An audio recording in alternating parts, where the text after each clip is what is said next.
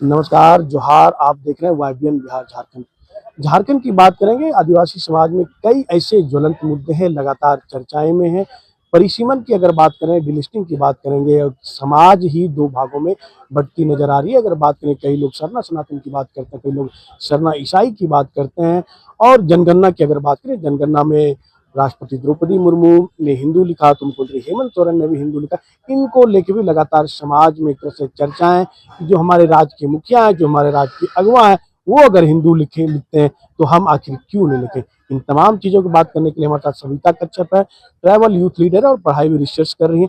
इनसे जानने की कोशिश करेंगे कि समाज क्या सोचता है। सविता, सबसे पहले बहुत-बहुत जोहार और आभार रहेगा। सभी को दर्शकगणों को मेरा झारखंडी जोहार। सविता, अभी जो चल रहा है, आपको क्या लगता है? आप तो पढ़ाई भी कर रही हैं, रिसर्च भी कर रही हैं, जो समाज में एक तो परिसीमन को लेके लगातार कई लोग बढ़ते हुए नजर आ रहे हैं। आप परिसीमन पे पहले आपसे बात कर लेते हैं।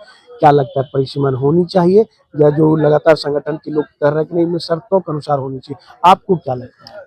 देखिए, मुझे भी लगता है कि परिसीमन होना चाहिए, लेकिन जो उनका आधार शुरू से रहा है 1951 के बाद से जो आधार रहा है जनगणना का, संख्या के आधार पर, तो वो अगर उस तरीके से देखा जाए तो जाहिर सी बात है कि हमारा प्रतिनिधित्व घटेगा। और घटने का ये है कि इसलिए हमारे को दिक्कत है, क्योंकि सीट ठीक है, जो अनुकंपा में विधायक है उनको तो भाई सबसे ज्यादा दिक्कत होगी, लेकिन उससे भी ज्यादा दिक्कत हमें को होगा, क्योंकि वो तो अपना राजनीतिक पार्ट में अपना सेक के चले गए। जो गलतियां कमी बेसी रह गई हमारे गांव देहात में, जो उत्थान होना चाहिए वो प्रतिनिधित्व के आधार पर उनका जन मुद्दों की वहां संसद तक बात पहुंचती है, वो बातें शायद कहीं ना कहीं कमी रह जाएगी।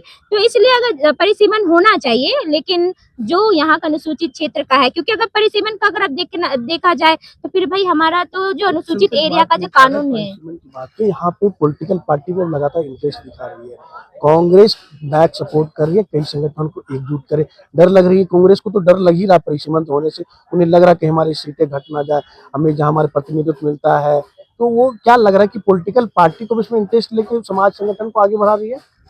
नहीं, ये बिल्कुल नहीं है कि पॉलिटिकल पार्टी का वो अपना विचार हो सकता है, लेकिन बिंग हमें सामाजिक रूप से ग्राउंड लेवल पे जो मैंने देखा है, मैंने जो अनुभव किया, मेरा ओपिनियन है कि भाई उनका प्रतिनिधित्व घटना नहीं चाहिए, क्योंकि जो आज हम 75 साल, अब 76 साल होने जा रहा है, जो आदिवासी का जो उत्थान होना चाहिए, जिस आधार पर उनका कानूनी दायरा अंग्रेजों काल से दिया जाना चाहिए था, वो कहीं ना कहीं कागजों में लिपट के रह गया है। उसका जो एक्चुअल जो रिजल्टेंट होना चाहिए था वो कहीं ना कहीं घट गया है। तो जरूरी नहीं है कि जो आज जो अनुकंपा आधारित नेता अपना सीट बचाने के लिए कर रहे हैं, तो जरूरी नहीं है कि वो 5 साल तक ही रहेंगे उसी पे। हमारा यूथ आज जाग रहा है, हर एक फील्ड का, हर एक 33 जनजाति आदिवासी समाज जाग रहा है, तो अपना कहीं ना कहीं प्रतिनिधित्व करेगा। और घट जाएगा तो भाई प्रतिनिधित्व करने का जो जवाब नया कहाँ होगा। ड्राफ्ट बना है 2026 का संहिता, उसमें लगातार और जो गृह मंत्री अमित शाह ने ऑन द फ्लोर कहा है कि सीटें घटने नहीं, हम लोग डबल सीटें करेंगे। उन्हें प्रतिनिधित्व की बात करेंगे। यहाँ पे कंट्रडिक्शन लग रही है कि जब ऑन द फ्लोर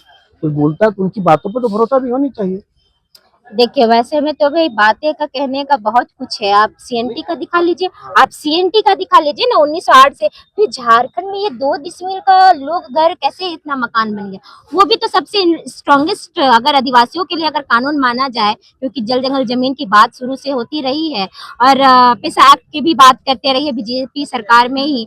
तो फिर वो जो खनन का जो है मुद्दा अगर देखा जाए तो वहाँ के ग्रामीणों को देना चाहिए था, आदिवासियों का पहला अभी क्या प्रायोरिटी तो हो होता था। पेशा की बात, अभी जो पेशा कानून बना है, तो ग्राम सभा भी करे, हम तो कई गांव का दौरा भी करते हैं। उन्होंने कहा है कि पेशा उसका पूरा उल्लंघन किया। ये कैसा पेशा है? हमारा जमीन, हमारा पेड़, सरकारी अधिकारी उस पे, हमारा बालू, हमारा खनिज, और उस पे सरकारी अधिकारी को उसको थोप देना, ये कैसा है कानून? तो बिल्कुल तो थोपा ही तो जा रहा है। अगर अधिकार की आप अगर बात करते हैं तो वहाँ ग्रामीण समुदाय का अगर विकास जेन्युइनली हो रहा होता, वहाँ पे उनका अधिकार हो रहा था, तो वहाँ खपरा के घर नहीं होता। आज आप अब आवास की जरूरत नहीं होती, वहाँ पे आपको मकान दिख रहे होते। वहाँ का बच्चा सरकारी स्कूल में पढ़ने को मजबूर है, वो भी यहाँ के उच्च संस्थानों में पढ़ने के लिए प्रतिनिधित्व होता, स्टूडेंट होते।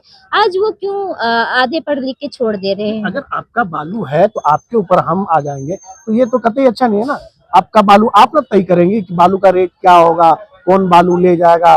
लेकिन रेट तय कौन कर रहा है? सरकार कर रहे हैं, उनका अधिकारी कर रहे हैं। तो ये पेशा कानून का उल्लंघन है तो ना। बिल्कुल ये उल्लंघन है ना। अगर उनका, यही मैं कह रही हूँ कि अगर वहाँ पे अगर पेशा एक्ट के तहत सरकार अगर कह रही है कि हम उनको प्रतिनिधित्व दे रहे हैं, जी। उनका अधिकार दे रहे हैं, तो आज वहाँ पे मिट्टी के घर वहाँ पे जो भी नुकसान हो रहा है पढ़ाई से लेकर रोजगार तक, वो क्यों हो रहा है आदिवासी समुदाय में? नहीं होना चाहिए। आज हर दिन हम हर एक मुद्दा को लेकर के आदिवासी समुदाय को रास्ते पे देख रहे, क्यों? यहाँ बिल्कुल, का मूलवासी भी सड़क पे उतर जा रहा है कुछ न कुछ करके, उनका तो तो यही वो कहना है कि हम लोग क्या शादी ब्याह कराने के लिए सीमित है, वाहनगिरी करें बस यहीं तक सीमित है। वही बात है ना। तो फिर क्या है ये? इससे तो कहीं भी नहीं लग रहा है कि भाई अपना वर्चस्व नहीं जमा रही है सरकार। और यहाँ पे सरकार केवल जेएमएम की यहाँ पे रूल नहीं है, यहाँ पे जितनी सरकारें बनी, जी, चाहे कांग्रेस की है, बिल्कुल, चाहे बिल्कुल। बीजेपी की है, चाहे जो भी सरकारें बनी है, सभी ने अपना पेट और अपना अनुकंपा निभाया है और अपने बच्चों के लिए ही खातिरदारी किया है। हमारे लिए तो जो स्थिति है आज भी वहीं पे है, किसी तरीके से बस हम लोग जी खा रहे हैं। जैसे डिलिस्टिंग की बात करें, आपके अधिकार पे कोई अतिक्रमण करे तो इसको कैसे देख रही हैं? क्या एक आदमी को 2 सेवा मिलनी चाहिए? 2 अधिकारों का लाभ लेनी चाहिए? ये आप डिलिस्टिंग को कैसे देखें? ना तो ये संविधान में अमेंडमेंट है, इसकी चर्चाएँ हैं। सबसे पहले तो डिलिस्टिंग आप किसको कीजिएगा? डिलिस्टिंग केवल कुछ कोई धार्मिक मुद्दा के नाम पे लड़ाई कराने आता है और उनके भी बेसिस पे वो बिहाफ में वो राजनीति करते हैं। अब लिस्टिंग किसके कीजिएगा? किस बेस पे? क्योंकि हमारा आदिवासी समुदाय का लिस्टिंग किया ही नहीं गया बस है। हाँ, पहला चीज है ये सवाल कि है। हमारा लिस्टिंग किया ही नहीं गया, तो किस आधार पे? क्योंकि आदिवासी समुदाय मुसलमान भी बना, आदिवासी समुदाय क्रिश्चियन भी बना, आदिवासी समुदाय अनेक हिंदू धर्मों में भी बटा हुआ है। तब कैसे डिलिस्टिंग कीजिएगा? अगर डिलिस्टिंग तो करना रोक लगनी चाहिए ना। अगर आपका रोक अधिकार है कि बिल्कुल 2 लोग ले, मगर हम आदिवासी क्रिश्चियन बन गए, आदिवासी का भी आरक्षण का लाभ ले रहे हैं, क्रिश्चियनिटी का भी लाभ ले रहे हैं, तो ये रोक लगनी चाहिए ना। केवल वही मैं कर रही हूँ कि केवल एक पे आप निशाना क्यों साध रहे हैं? जी, सब सारे कोई तो हमारे लिए नुकसानदायी ही है ना, तो आप बिल्कुल। सारे कोई को कीजिए। मैं नहीं मना कर रही हूँ कि आप एक का मत कीजिए, लेकिन लेकिन आप संख्या सारे किसकी कमी लोगों हो रही को है? करने के लिए। संख्या किसकी घट रही है? आदिवासियों की संख्या घट आदिवासियों रही की है। घट रही है तो सभी में तो डिस्ट्रीब्यूशन है, तो सबका आप कीजिएगा तब तो हमारा उत्थान कर पाइएगा बिल्कुल। ना। तो आप लॉलीपॉप धरा के बोले कि नहीं मैंने तो दे दिया है, डिलिस्टिंग कर दिया है, लेकिन बाकी लोगों ने भी तो लेके रखा है, आप उनका भी लिस्टिंग कीजिए। मैं कहती हूँ कि डिलिस्टिंग कीजिए, लेकिन तमाम उन जो अदर का बेनिफिट ले रहे हैं दोनों तरफ से, बिल्कुल। उनका भी लिस्टिंग होना चाहिए। क्या लगता है इन जो अभी 2 लोग झंडे उठा रहे हैं, सरना सनातन का, सरना ईसाई का, क्या ये लगता है राजनीति मुद्दा है या राजनीतिकरण हो रहा है? बिल्कुल राजनीतिकरण हो रहा है। अब राजनीतिकरण कैसे? अगर अगर सरना सनातन एक ही होता जी। तो हिंदू एक्ट 1956 आदिवासियों में लागू होता, फिर उनको संविधान में क्यों लिखा गया? नहीं लिखना चाहिए था। उसी टाइम पे इनको हिंदू लिख दिया जाना चाहिए था। उनके लिए अलग से इतने कानून प्रावधान, सबसे अगर अगर संविधान में अगर सबसे स्ट्रॉन्गेस्ट कानून बना सबसे ज्यादा तो आदिवासियों के लिए बना, तो फिर उनको हिंदू में ही कर देना चाहिए, सम्मिलित कर देना चाहिए। तो उनके लिए इतना मेहनत करने की क्यों बना चाहिए? अलग विभाग हमारे मुंडा अध्यक्षता में आदिवासियों का कानून क्यों बनाया गया? नहीं होना चाहिए था ना, क्योंकि जो हमारे जो संविधान के करदाता है उन्होंने एक हमारे यहाँ के तो समाज को ही बंटवारा करने का काम किया ना, लड़वाया जा रहा मान लीजिए। एक समाज है, 2 विचारधारा को लेकर चल रहा है, दोनों संगठन अलग अलग हो रहे हैं।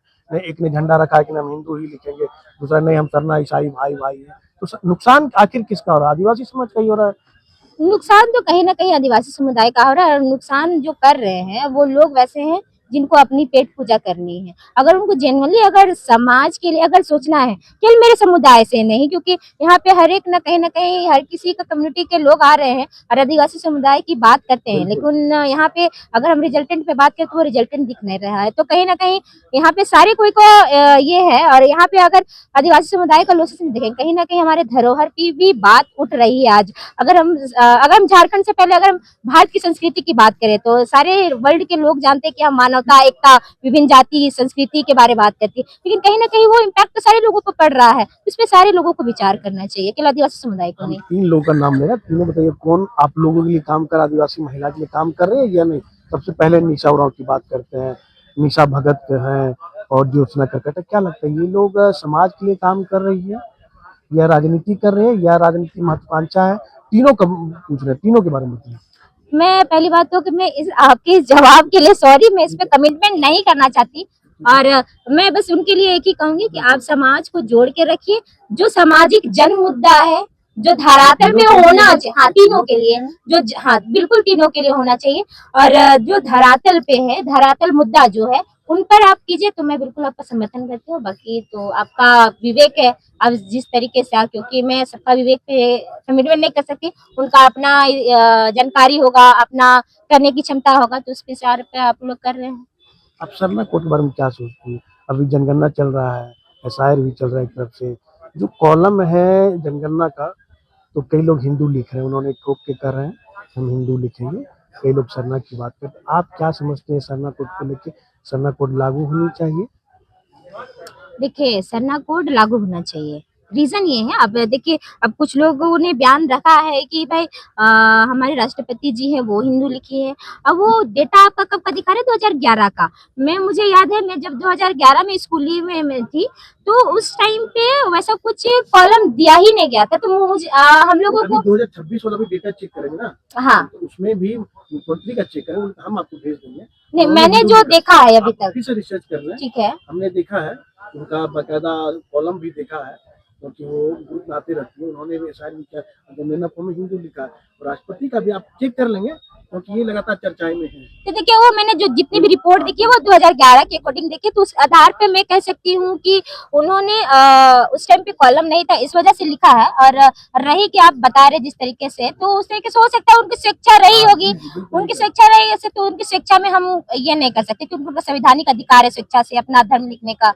लेकिन मुझे बेसिकली पूछा जाए तो मैं सरना लिखना उचित करना पसंद करूंगी, क्योंकि आज के डेट में कभी मैं भी कहीं जाती हूँ या कोई रिपोर्टर या फिर कोई बड़े आदमी जब मुझसे पूछते हैं कि आप क्रिश्चियन वाले आदिवासी हैं, क्या आप मुसलमान वाले आदिवासी हैं, तो भाई मैं कैसे परिदर्शित करूं कि मैं खाटी आदिवासी हूँ, जो मैं अपने पुरखा धरोहर को बचाते हुए संरक्षित करते हुए अपने धर्म को उस रूढ़ी परंपरा को फॉलो करता है। तो मुझे तो कुछ तो चाहिए ना। अब कुछ लोगों का ये भी रहता है कि भाई सरना वर्ड तो सरना वस्तु स्थल का हो जाता है, लेकिन अब भारत के संविधान में देखिए कि इसका एक ही आधार बना गया है कि जनता कितने लंबे समय से इस शब्द को मांग कर रही है।